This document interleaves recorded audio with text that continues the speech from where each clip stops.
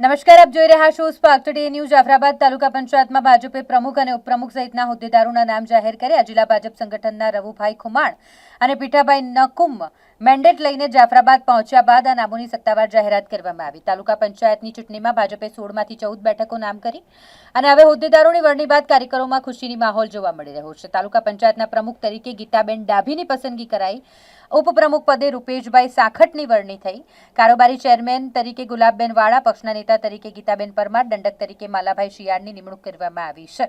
ગીતાબેન ધનસુભાઈ ડાભી જાફરાબાદ તાલુકા પંચાયતમાં તાલુકા પ્રમુખ તરીકે મારી બિનહરીફ તરીકે વરણી કરવામાં આવી, તે બદલ ભારતીય જનતા પાર્ટી તથા ધારાસભ્ય શ્રી હીરાભાઈ સોલંકીનો દિલથી આભાર માનું છું। તાલુકા પંચાયતના પ્રમુખ, ઉપપ્રમુખ, કારોબારીની ચૂંટણીમાં જિલ્લા પ્રમુખ અતુલભાઈ કાનાણીએ, હું એટલે કે રવુભાઈ ખુમાણ અને પીઠાભાઈ નકુમની આ ચૂંટણી કરાવવા માટેની જે અમારી નિમણૂક કરી હતી, એ નિમણૂકના અનુસંધાને અમે અહીં આવ્યા છીએ। ભારતીય જનતા પાર્ટીના અમારા તાલુકા પ્રમુખ, અમારા પૂર્વ પ્રમુખ નાજભાઈ, બાપભાઈ, આ બધાની હાજરીમાં પાર્ટીએ અને ધારાસભ્યએ જે નક્કી કર્યું છે એમાં પ્રમુખ તરીકે ગીતાબેન ડાભીને પાર્ટીએ નક્કી કર્યા છે।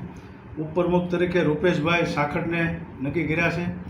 કારોબારી સમિતિના ચેરમેન ગુલાબબેન અનિરુદ્ધભાઈ વાળાને નક્કી કર્યા છે। પક્ષના નેતા ગીતાબેન પરમારને નક્કી કર્યા છે અને દંડક તરીકે માલાભાઈ શિયાળને ભારતીય જનતા પાર્ટીએ નક્કી કર્યા છે અને આજે એની તમામ પ્રક્રિયા પૂરી કરી છે। બધા આગેવાનોની હાજરીમાં પ્રદેશની અને જિલ્લાની સૂચના પ્રમાણે બહુ સુપેરી રીતે શાંતિથી અને બિનહરીફ ચૂંટણી થઈ ગઈ છે અને અમારે આ 5 હોદ્દેદારો બિનહરીફ જાહેર અત્યારે જાફરાબાદ તાલુકા પંચાયતમાં થયા છે।